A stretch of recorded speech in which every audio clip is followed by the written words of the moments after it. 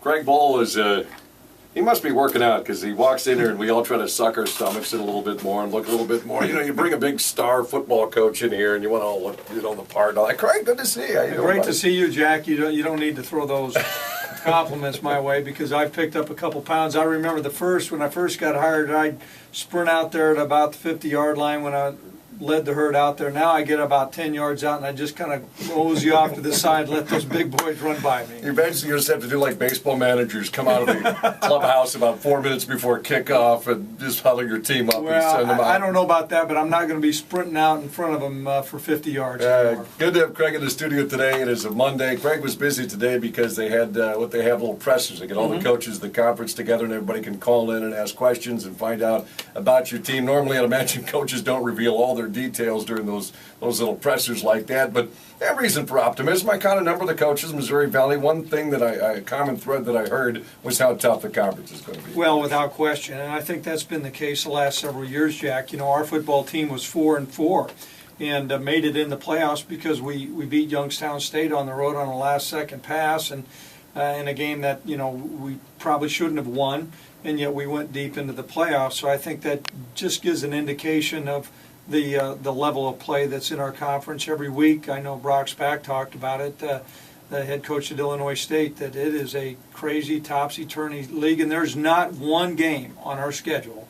There's not one, and every conference coach would say that you go in and say, well, listen, you know what, all we need to do is get off the bus and win this one. And typically, your conference has one or two teams like that, and we don't have that in our league. You and I received the most preseason first-place votes, and again, these are votes. These are people that sit around and project a little bit of what might happen this year because of what happened last year, who's returning. You and I garnered a number of first-place votes. You guys, North Dakota State, garnered 6 of those babies, ranked number 2 preseason. Does it mean anything to you, Coach? Well, not a lot, and I would say that's probably the case, but if you look at the last 3 years, the team that was voted, we were picked number 1, didn't make the playoffs. I know Northern Iowa was picked 1 year, didn't make the playoffs. SIU, Dale Lennon joked, he said that's almost a curse. I don't think it is. I think UNI is deserving their first place vote, and you know, they're a good football program. We have not beat them yet, and so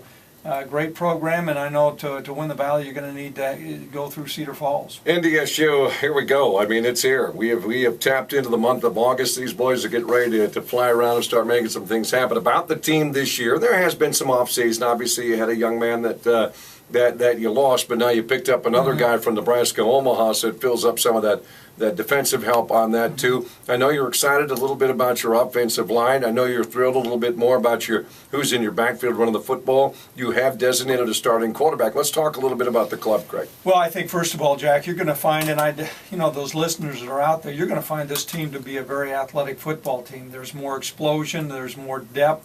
And so as a result of that, I think we're going to have a really exciting football team. Certainly it helps the amount of experience that we have coming back at a lot of different positions.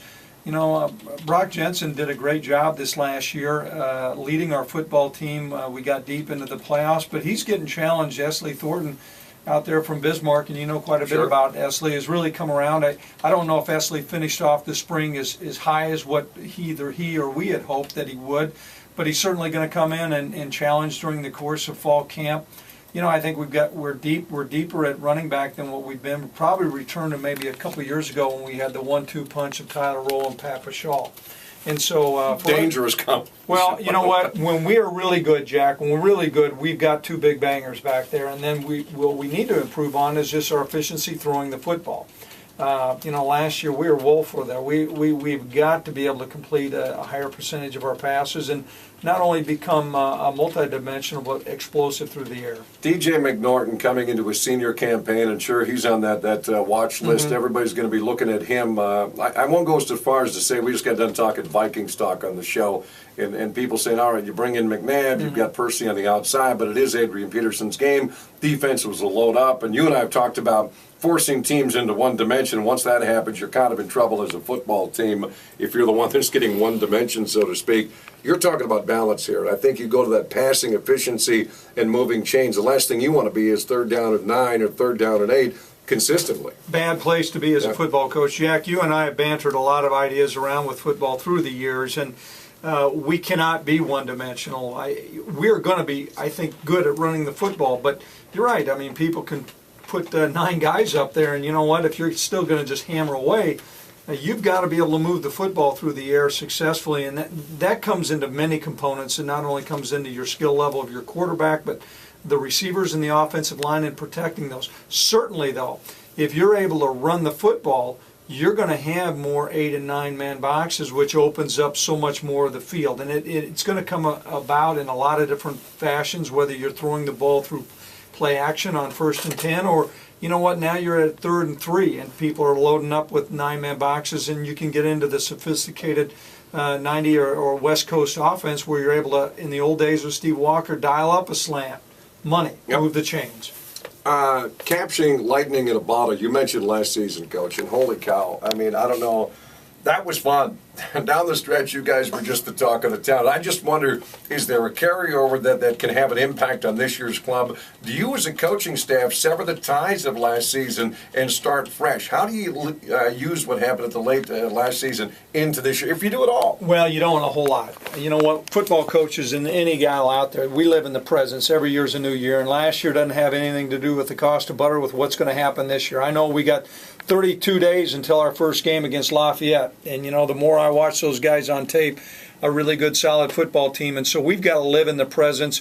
I think, if anything, our football team learned that, you know what, the Valley is really good football, and you better get prepared. And so we're focused on the presence right now, Jack. Craig Bohl, our guest in studio today in the Jack Michael Show, head coach of the North Dakota State University I Bison. like how you say that, Jack. He's always like that. For how many years we've been saying that together. Let's look at this schedule. I know humorous a little bit, Craig, because you're only looking at Lafayette. We as fans, and I guess that's what we all are anyway, we're just fans of this whole thing. When we look down this schedule, number one, I like it. I mean, boom, you open up at home back-to-back before your Minnesota game. And then I guess as you start looking at schedules, you want the kids to start feeling comfortable, get their legs underneath them, right? You want competition. You mentioned Lafayette's going to be strong.